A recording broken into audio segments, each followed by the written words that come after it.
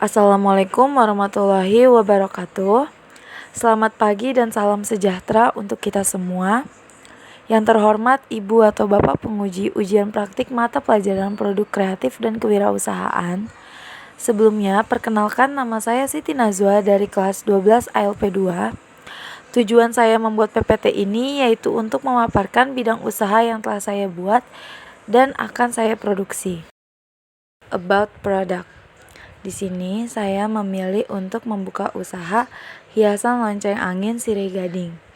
Hiasan lonceng angin sirih gading adalah kombinasi unik antara dekorasi rumah yang menawan dan manfaat alami dari tanaman hias.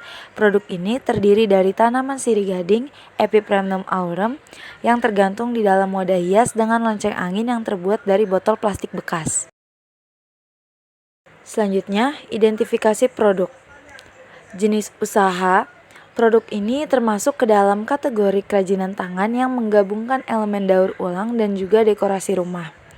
Untuk bahan utama ini yaitu botol bekas untuk membuat lonceng angin dan juga sirih gading sebagai bahan dekoratif untuk memberikan kesan alami.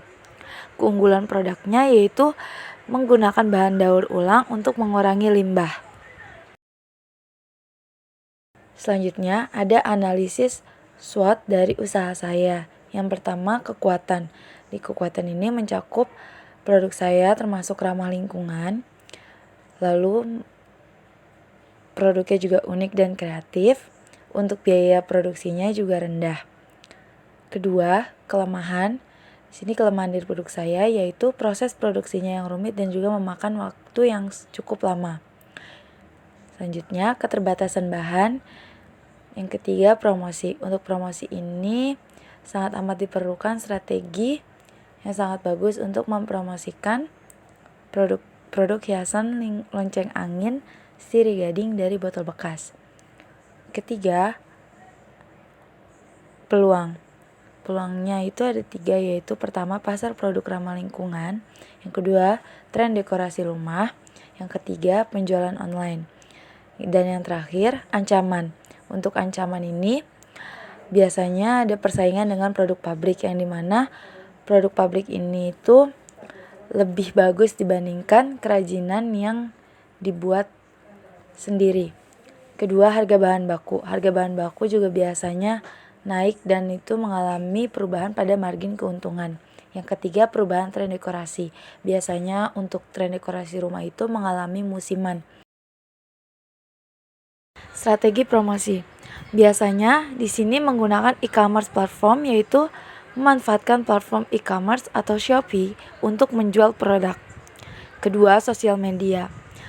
Nah, untuk sosial media ini biasanya kita akan memposting gambar produk yang menampilkan keindahan lonceng angin sirih gading dan akan di-upload story ke Instagram dan juga WhatsApp. Ketiga, ada bazar kerajinan. Sini kita bisa ikut serta dalam pameran atau bazar kerajinan untuk memperkenalkan produk secara langsung kepada konsumen. Selanjutnya ada perhitungan HPP dan keuntungan. Yang pertama, biaya bahan baku.